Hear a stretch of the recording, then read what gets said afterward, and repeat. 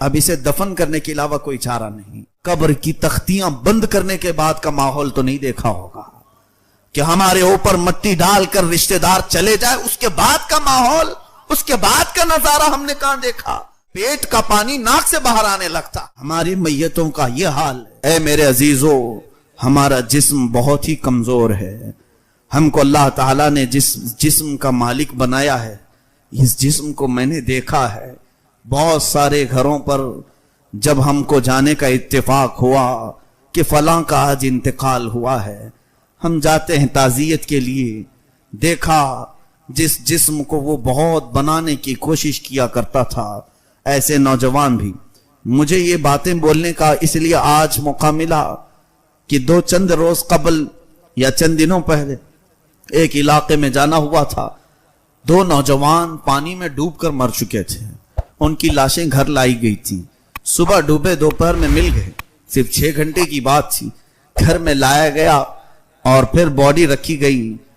اللہ اکبر, گھر میں داخل ہونے کی ہمت نہیں تھی, اتنی سخت بدبو پھیلی ہوئی تھی.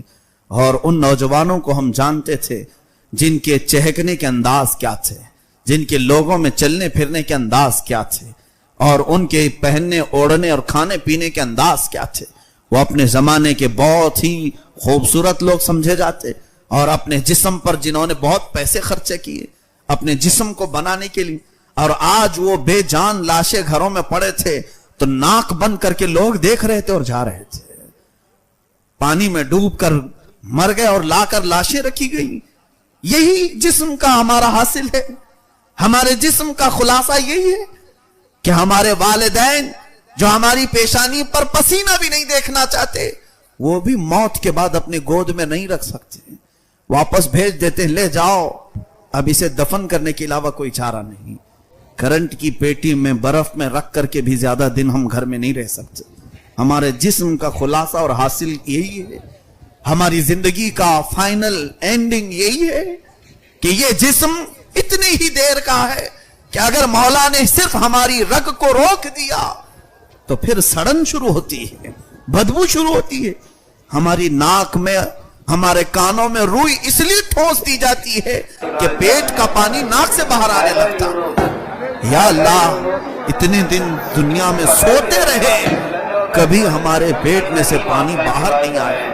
یہاں چند گھنٹے ہوئے کہ جان گئی, ہماری ناک سے اندر کا پانی باہر آنے لگا. کانوں میں روئی ڈال کر کے رکھو میتوں کو, اس لیے کہ تمہارے پیٹ کی سڑن کانوں سے بھی نکل سکتی ہے. ناک سے نکلتے ہوئے تو دیکھا, منہ سے نکلتے ہوئے دیکھا, اور اسی لیے کہا گیا جلدی اسے قبرستان کے حوالے کرو کہ اور زیادہ شرمندہ نہ ہونے پائے, اور زیادہ یہ موتا رسوا ہونے نہ پائے.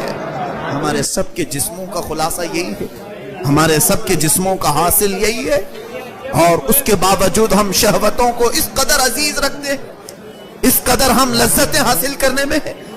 اس جسم کو دنیا والوں نے تو دیکھا بڑے آہستہ سے غسل دو, اس لیے کہ میت کو زیادہ ہلاؤ گے ڈلاؤ گے تو پھر اور کچھ گندگیاں ہونے کے چانسز ہیں. آج میں کھل کر کے بول رہا ہوں صرف اس لیے کہ میتوں کا احترام کرتے ہوئے ہم جو مسئلے بتاتے ہیں کہ غسل بڑے آرام سے دینا چاہیے, میت کو تکلیف ہوتی ہے, یہ ایک تصویر کا رخ ہے. دوسرا معاملہ اصل یہ ہے کہ اس کی گندگی بھی نکل سکتی ہے. ہم یہ عزت و احترام میں نہیں بات کرتے, ہم صرف یہ کہتے ہیں کہ تکلیف ہوگی اس لیے آرام سے کرو. حقیقی بات تو یہ ہے کہ تمہارے ہلانے جلانے سے اور بہت کچھ چیزیں ہو سکتی ہیں. ہماری میتوں کا یہ حال ہے, اور ہم ابھی قبرستان گئے نہیں تب ہمارے جسموں کا یہ حال کہ 12 گھنٹے سے زیادہ ہمارے لاشوں کو گھر والے رکھتے نہیں. اور اس کے بعد تم نے کبھی آج تک قبر کی تختیاں بند کرنے کے بعد کا ماحول تو نہیں دیکھا ہوگا کہ ہمارے اوپر مٹی ڈال کر رشتہ دار چلے جائے. اس کے بعد کا ماحول, اس کے بعد کا نظارہ ہم نے کہاں دیکھا؟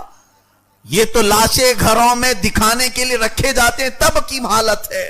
بند کیے جانے کے بعد سب سے پہلے اس کی ناک سڑن شروع کرتی ہے, اور اس کی زبان پھر گلنے لگتی ہے, اور اس کے بعد سب سے زیادہ جو میت کی تکلیف دہ چیز ہے اس کی شرمگاہ کا سڑنا اور گلنا, جس کی لذتوں کے لیے اس نے دنیا کو کیا کیا کر دیا.